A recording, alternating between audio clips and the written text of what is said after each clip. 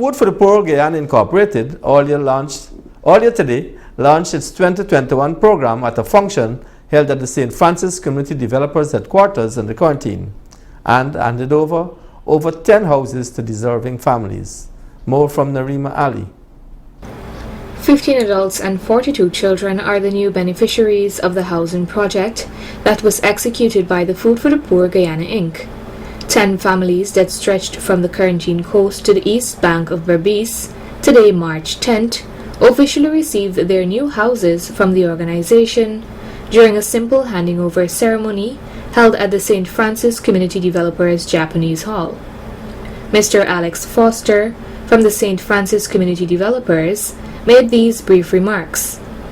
Today, St. Francis Community Developers work with Food for the Poor Guyana to ensure that we try to reach out and reduce the amount of stress and daily struggles that the persons in this region have.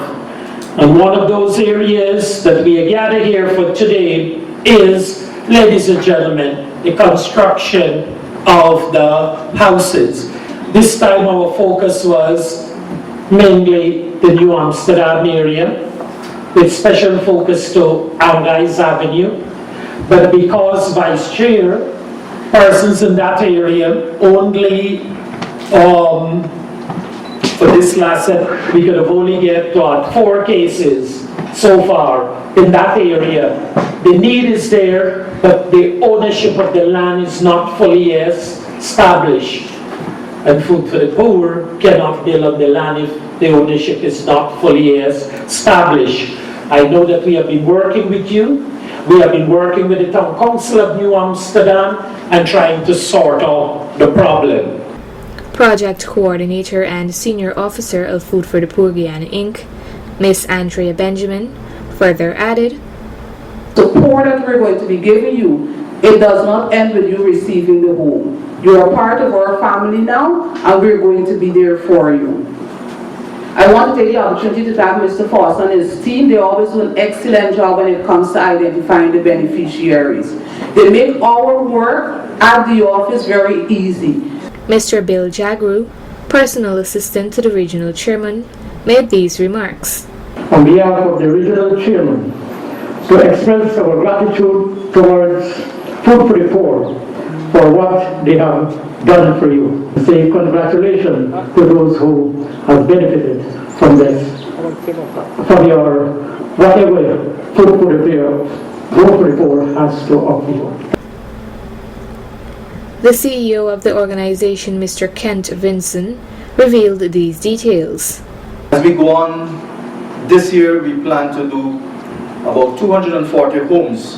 Last year when COVID hit the entire world, Food for the Poor had to hold back on construction of homes.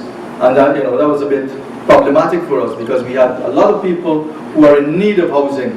But because of there was need for food security all over the world, funds had to be diverted from our housing program to help those who were in need of food and so on in their communities. So that was one thing we really had to change up everything, and more distribution was going out into different areas. He further stated, we expect an average of 60 to 70 houses will be constructed in regions 5 and 6, and some of the other areas that we are expected to work in this year is in region 2, which is Essequibo Coast and some of the communities up there. We're looking to get into region 10, and for us to get into 7 and 9, Food for the Poor will need partnerships. We'll need additional people to come on board to work with us.